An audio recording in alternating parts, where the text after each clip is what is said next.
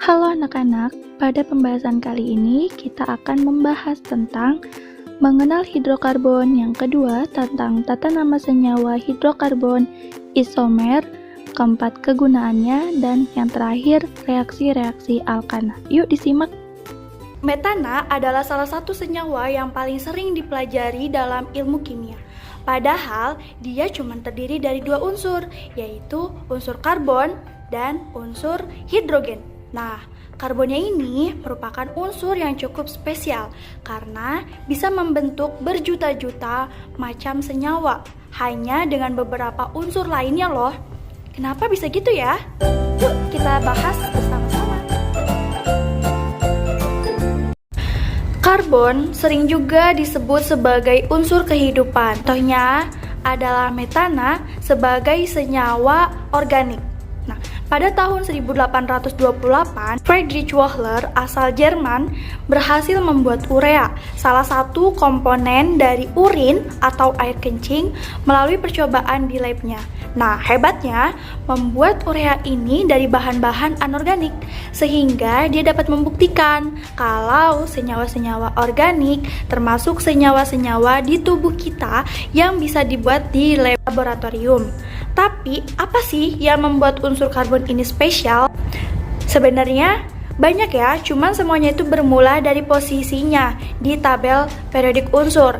Kalau kamu lihat di tabel periodik unsur, karbon itu lokasinya ada di golongan 14. Sama kayak semua unsur di golongan ini, karbon juga memiliki 4 elektron. Yang artinya 4 elektron ini siap untuk berikatan dengan unsur-unsur yang lainnya. Karena banyak banget elektron valensi yang tersedia, karbon juga bisa berikatan dengan paling banyak 4 unsur lainnya dalam waktu yang bersamaan.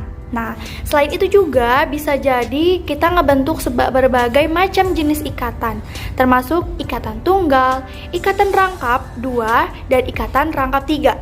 Nah, hasilnya karbon juga bisa membentuk senyawa sederhana kayak metana tadi, dan juga bisa membentuk senyawa yang sangat kompleks, misalnya seperti klorofil pada daun dan hemoglobin yang ada di darah kamu.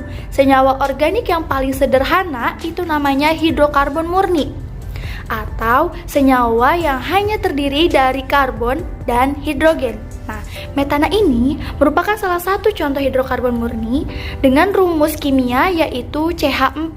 Nah, dia juga contoh hidrokarbon murni yang paling simpel, yaitu disebut juga dengan hidrokarbon jenuh.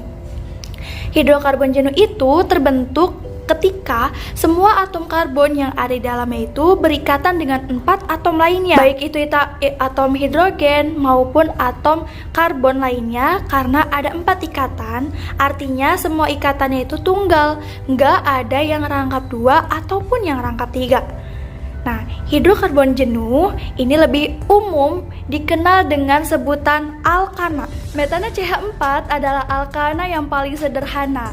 Cuman ada satu atom karbon yang dikelilingi dengan atom-atom hidrogen lainnya. Komponen utama ini dari gas alam yang kegunaannya dapat digunakan sebagai bahan bakar untuk pembangkit listrik dan juga bahan dasar untuk berbagai macam proses industri. Kamu tambahin atom karbon lagi, tentunya hidrogen-hidrogennya itu untuk mengisi ikatan-ikatan tunggal akan berubah menjadi etana dengan rumus C2H6. Gas lain yang digunakan sebahin lagi nih, satu karbon. Nah, pada alkana ini berikutnya yaitu disebut dengan propana dengan rumus molekul C3H8. Mungkin kamu pernah pakai tabung gas LPG untuk memasak. Nah, itu isinya propan. Tapi kalau kita tambahin lagi nih satu karbon jadi C4H10 atau disebut dengan butana, strukturnya bisa kita otak-atik. Kalau bentuknya ngikutin sebelumnya dengan atom karbon yang berderet dalam satu rantai, kita dapat struktur yang kayak gini. Senyawa ini disebut dengan butana atau butana normal. Tapi karena sekarang atom karbonnya 4 rantai, itu bukan satu-satunya pilihan struktur yang ada, dan bisa aja kan kita bikin cabang ujung rantainya itu kayak gini. Kalau strukturnya kayak gini, senyawa ini disebut dengan isobutana. Jadi rumus molekulnya itu sama tetap, dengan C4H10. Tapi karena strukturnya yang berbeda, mereka memiliki sifat fisik dan kimiawi yang berbeda juga. Misalnya nih, N-butana itu baunya kayak bensin, sedangkan isobutana itu tidak memiliki bau. Senyawa-senyawa yang punya rumus molekul yang sama tetapi strukturnya yang berbeda itu disebut dengan isomer. Hidrokarbon, senyawa-senyawa alkana, karbon di dalam molekul itu, maka semakin banyak isomernya. Dan kamu bisa melihat jumlah isomer yang berada pada tabel tersebut. Terbentuk dari alkana dan alkena dan alkuna yang lebih kompleks. Molekul-molekul dengan rumus molekul yang sama itu bisa punya struktur yang berbeda-beda, dan karena strukturnya berbeda-beda, sifat fisik dan kimiawi juga yang berbeda. Mungkin benar, banyak banget ya nama-nama hidrokarbon kayak metana, etana, propana. Ini nggak sembarangan loh kasihnya. Mirip kayak senyawa-senyawa lain, di kimia hidrokarbon juga punya pola penamaannya khusus. Tata nama ini dibagi menjadi 3 bagian, yaitu ada prefiks atau awalan, sufiks atau akhiran, dan angka yang menunjukkan urutan karbon di rantai utamanya. Prefiks atau awalan menunjukkan jumlah atom karbon yang ada pada rantai utama atau cabang molekul tersebut dari alkana. Udah disebutin tadi, kalau ada di awal suatu nama hidrokarbon, artinya kalau nggak rantai utamanya yang punya atom karbon, yang salah satu cabangnya terdiri dari 1 atom karbon berawalan dengan met, 2 atom karbon itu berawalan dengan et, 3 atom karbon itu berawalan dengan prop, 4 atom karbon itu berawalan dengan but. Untuk sisanya itu kita mengambil dari geometri. Misalnya kita memiliki 5 atom karbon, itu pentana. Awalnya berasal dari pentagon atau segi 5. Heksana awalnya dari heksagon atau segi 6, dan seterusnya. Nah, untuk sufiks atau akhiran itu sedikit lebih rumit, tapi kita mulai dari yang paling mudah ya. Nama untuk rantai utama dari suatu karbon, hidrokarbon, yaitu ada ena, ana, dan una. Hidrokarbon jenuh ikatan-ikatannya cuma ada ikatan tunggal. Kalau untuk hidrokarbon jenuh itu akhirannya contohnya ada metana, etana, propana, butana, dan lain sebagainya. Nah, kalau ada ikatan rangkap 2, kita kasih akhiran ena. Bukan karena dia rasanya enak ya, tapi karena dia juga udah bukan lagi bagian dari alkana. Contohnya ada propena, ada butena, heksena, dan lain sebagainya. Terus kalau ada ikatan rangkap 3 karena termasuk golongan alkuna, nah itu berakhiran dengan una. Sekarang ke bagian selanjutnya, yaitu nama-nama cabangnya nih. Tapi sebelum kita namain cabangnya, ya kita harus tahu dulu di mana rantai utamanya dan di mana rantai cabangnya.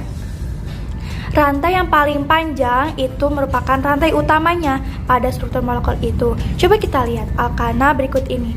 Mungkin kelihatannya saya ada 2 rantai karbon yang bersilangan.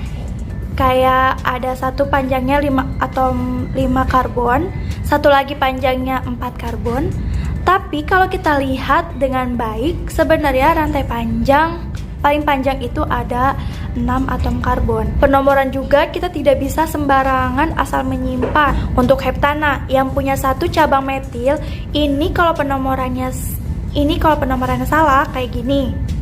Cabangnya itu ada di atau nomor 5. Tapi kalau penomorannya yang benar kayak gini, cabangnya ada di atom karbon nomor 3. Ya, karena yang harus diutamakan itu nomor yang kecil.